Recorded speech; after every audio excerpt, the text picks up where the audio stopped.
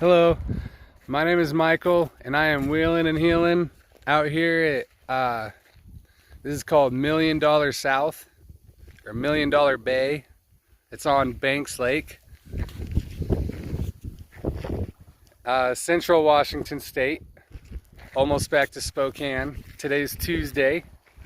Yesterday was Monday, Memorial Day, and I felt the heaviness in the air, but you know, it's one of those holidays, you know.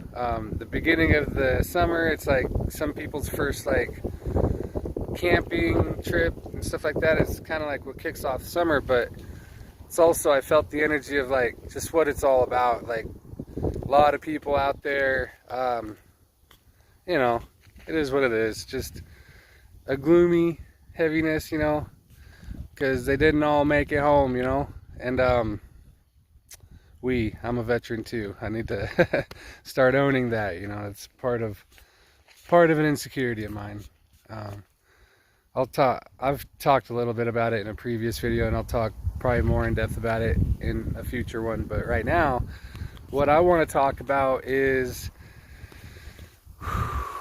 so today's Tuesday, and Thursday is my daughter's choir concert.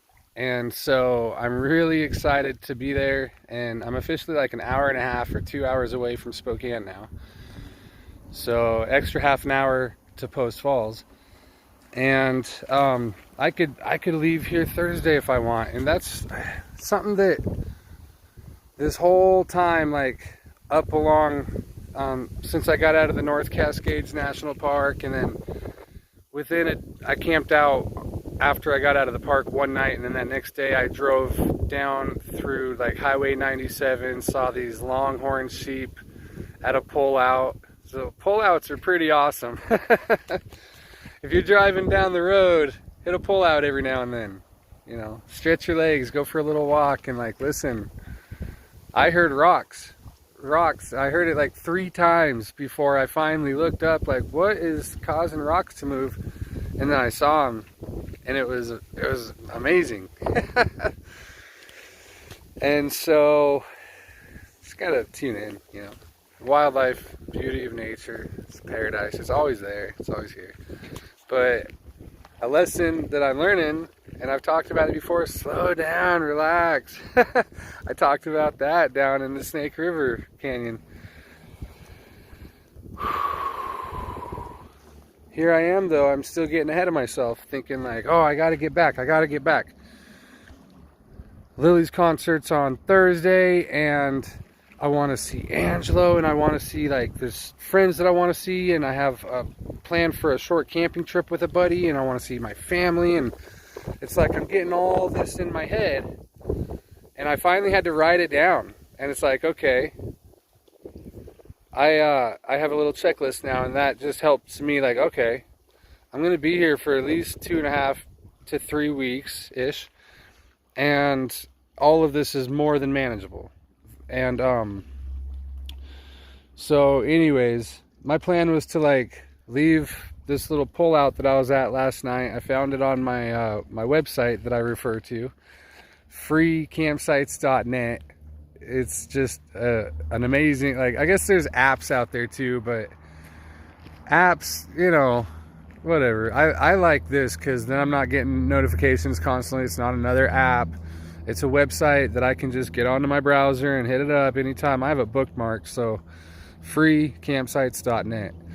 And I think it's like all of North America, maybe even global. I don't know. It kind of tunes in to, but you can enter a town and a state or where you're at, and it'll zone in right where you're at, and it shows you free, like pullouts off the side of the road, Walmart parking lots, casino parking lots, campgrounds that are dispersed, and then there's like people usually ride a little, and then reviews too, saying, yeah, 14 days limit at this one, and then you got to like move down the road a couple miles or something like that. But it's just amazing because, you know, places to stay and gas and prices of everything, and living in my van now, wheeling and heeling, you know.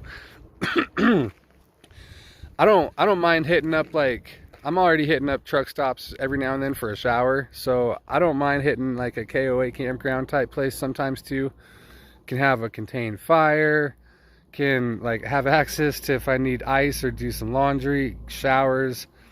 You know, it's convenient sometimes, because it's cheaper than the alternative anyways, like a hotel or motel, and I can just still sleep in my van and but have Wi-Fi and have so that's cool sometimes too. But a lot of times I don't want or need to do that, and I like to see something new every day or so, every couple days. And I really like after my little stop, my little break in Coeur d'Alene and Spokane area, I will be going I don't know exactly, Colville, and then like Pondere Lake, Bonners Fair, you know, kind of right over to Glacier National Park, kind of north, I think, and Glacier, and then Scalcahoe Pass, and then Yellowstone and Grand Teton. Like, these are places that I need to learn how to, like, not need to just get up in the morning and go. Like, today's Tuesday. I don't have anything to do that I need to do until Thursday to be comfortable and like get a good night's sleep and already be around in town. I can be there tomorrow and still do that. And I was like rushing myself to get there today, and you know, whatever. It's just, if you look at these basalt pillars, and there's a highway right up here. I can see the tops of their roofs, the tall ones. They can't see me though. In this water, like this wind, the sun is out.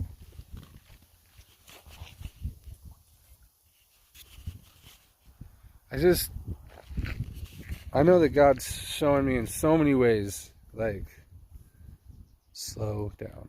And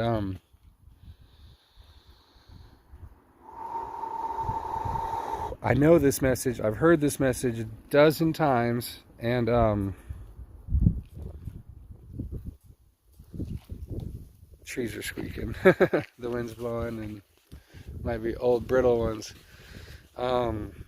Slow down. And I know what happens, like the healing and the insights and the reset, the recharge. There's so much that happens by slowing down. It's like we've been so trained, and that's the thing, is like, even though I've been learning this for a few years now, it's coming in layers, and it's like, so certain parts of me know to slow down, and then but other parts of me don't. And so many different parts are like, we're not always tuned into the same ones at times, so it's like sometimes I forget, and then some things remind me. It's like, oh yeah, take a deep breath,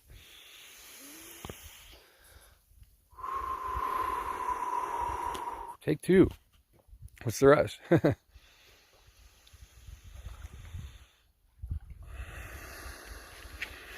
You know, and enjoy the moment, be present in the moment, and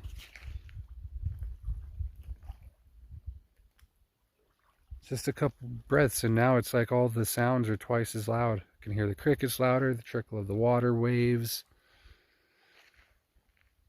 more leaves blowing in the wind than before. It's just that presence that, and everything that I want right now, it's like I've been taking notes. What do I want in life? What do I want? I want to be a better person always. What does that mean? I want to be a better friend. I want to be a better father. I want to be a better son, sibling, all that, neighbor. I want to be a better stranger. I want to be friendly, but to everybody, and not be a stranger or see anyone as a stranger, but with discernment, of course. You know, I understand what I'm saying. There's a lot that goes into the things that I say, that I use my discernment. And so when I say, oh, there's no good or bad, there is good and bad. But what I'm there's not black and white. And but yeah, so anyways, I am going to take my time here, maybe even spend another night. We'll see what happens.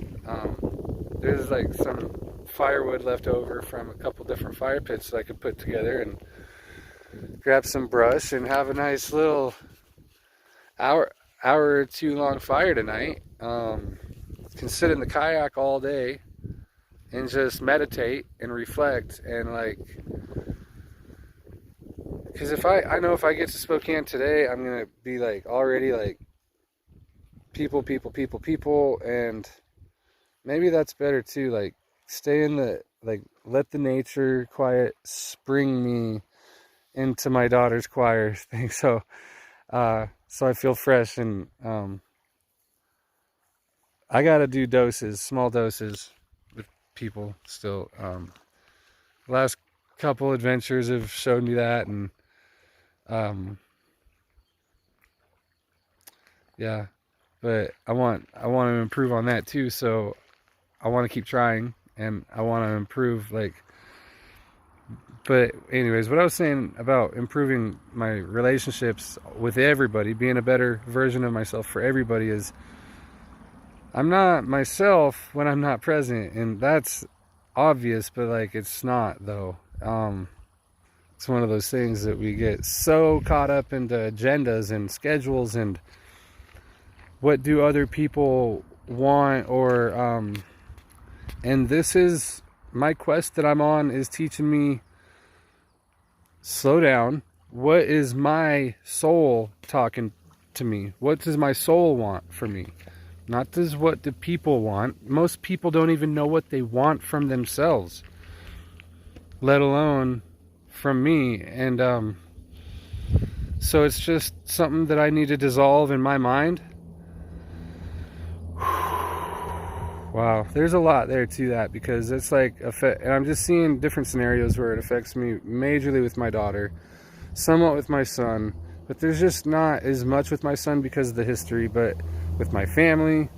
And it's like, there's so much that I'm attached to, like my own guilt of certain things, because I'm stuck in my head in the past, or future thinking, or what do they think, or do they, so many things go through my mind. And presence, and a book that I read a few years ago is coming to mind, and I want to get it again, or maybe I gave it to a friend, and maybe I can borrow it back from a friend. Either way, it's called Passage Meditation from Eknath S. Warren. Yeah, I don't know, Eknath if you're interested. But what it is what he suggests, the whole book is about like memorizing a scripture, and the perfect thing is that it's for any faith, anybody, anything. Like, you don't even have to be spiritual or religious, but you can be. So if you like the Bible, or if you like any other piece of literature that some people put their faith into and study, or if none, if you just got a personal mantra like, I'm going to be better today than I was yesterday, or I'm going to be, I choose to receive more love, I choose to be love, I choose, any of these affirmations or mantras, some I love this one that I just learned a few months back. Thank you, more please. Like, think of all the things that I'm grateful for, and just like childlike, thank you, more please, and get joyful and playful with it. And so anyways, getting off track there, but like anything, that's what the book's about, is to memorize something. And so that when you go into a meditation and you close your eyes, you don't have to read it. So if it's a long passage meditation is the name of the book, but meditate, so you don't have to open your eyes to read. Memorize it, so when your eyes are closed, because the idea is to visualize each word one at a time. Slowly say this, whatever it is. I am alive, whatever, or a long, lengthy scripture. One word at a time, and imagine it like going down a tunnel or a staircase or an elevator or something, down into your consciousness.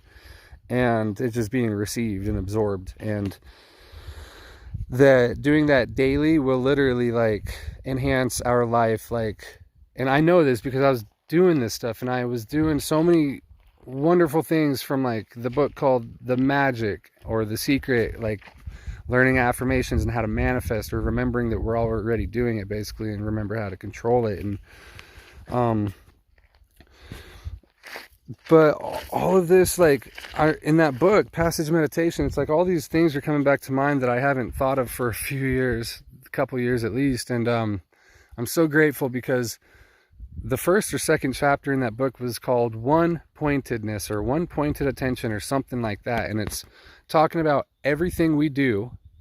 And he made the joke about being at the dentist when the dentist is trying to crack jokes and have a conversation with him while he's trying to like drill into his teeth. And he makes the joke, "Sir," he says, "you seem like a wonderful person, but can we please carry this conversation after you have that big utensil out of my head?" And he just makes it a point to say that no matter what you're doing, washing the dishes, doing a chore, like doing, driving, like such as me, like one thing at a time, one thing at a time. And we're so used to multitasking. Like a lot of people's jobs require it. A lot of people's lives require it. Children, responsibilities. I get it. And I get that my lifestyle is unique, but I also understand that because it's unique and that it's slowed down in such ways that I'm able to see things in a different way than how I was when I was in the rat race. And so this just coming through me right now, and it's important because it's slow down, one thing at a time. And reminds me of a meditation I learned in drug treatment before I even really started. Like I was like starting my spiritual awakening, but I still had no clue. I thought it was the drugs. It was so fresh that I had no idea what was happening to me at all. And I learned a lot during that period, though, the stuff that I refer back to now, that seeds were planted, and it's awesome. But it was an eating meditation, and we did meditations with this class leader, this teacher, Linda, every day, and it was cool. And Maggie too. There's a couple counselors there that would do these. And so years later, when I was like, oh, I don't know how to meditate, I realized I did, and I already had been for a while at that point. But it was to take a raisin, and before you even like put it in your mouth, feel it and focus fully on what it feels like in your fingers, and rub it against your cheek or against your tongue, or smell it. Does it have a smell? And like really like focus on every sense with that one scent. Like, our senses, I don't know if so smelling it, only smelling, and one thing at a time, and only tasting one thing at a time. And then when you've done all that, and then you one chew at a time. And it's like, man, how did I like forget all of this stuff for one? But it's just like, it's like that's the thing though, is get so caught into my mind in this reality of like go, and I see it in traffic when everyone's wanting to fly by me, and I realize I'm doing the speed limit, maybe barely under, but people are not happy with that. And I try to be compassionate, like, okay, it's a holiday weekend, they probably work all the time, this is probably like the one time that they get it. And I try to get off the road as much as possible and let people just be there on their racetrack, but it's like I can only handle that so much, and I can only get off the road so much. And but that's the thing, I still don't want to let that or other things like influence me. I want to continue and let this sun on my face and the sound of these birds and everything here to just continue to teach me that I need to slow down and pay attention, one thing at a time. What does this water feel like? It's cold. It's refreshing.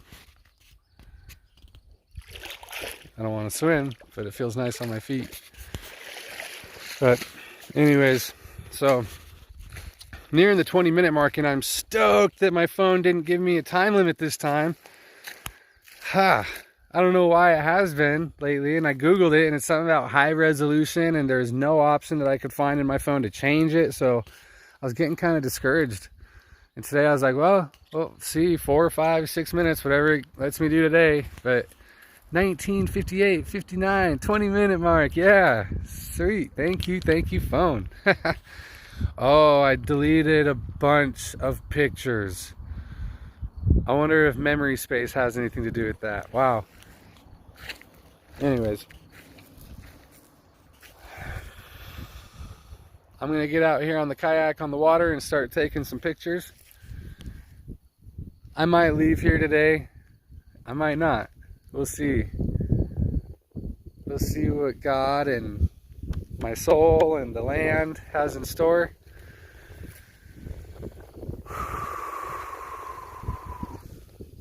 That's all for now. Oh yeah, one thing I want to shout out to my buddy Luke. This will be my second video now that I think I messed up and put 2 at the beginning, but I don't care. He made me some, he called it fan art. Oh man, that just makes me laugh because I didn't consider like having fans or anything, you know, but like I just appreciate like that you appreciate what I'm talking about and what I'm doing or whatever, and things that, you know, you resonate with you and how I felt or whatever. But Luke made me these pictures. They all say wheeling and healing, and they're like different vans, different types of vans, different colors. And then one of them is like a little video clip. It's just a 2 or 3 second real quick thing with a little jingle. But I love it so much. And I asked him, can I use this, if I figure out how, can I use this for the beginning? And I got like all these video and picture edit apps that I don't really know how to use them all, but I just said, okay, let's try. And I had to open one and that one didn't work. The second one, it did. And I haven't uploaded that yet. I'll probably upload these about the same time, but this will be number 2 that has that. So from the heart, brother, thank you so much. I do appreciate that big time, man. And because I've been talking about it, like, and over time I want to create a more official intro, but I don't know how or like when that's going to happen. So for now, I have an intro and I'm grateful. Thank you so much. But I love you all. I wish infinite love and blessings for you all, anyone that watches this. I'm wheeling and healing, Washington State, Banks Lake near Columbia River.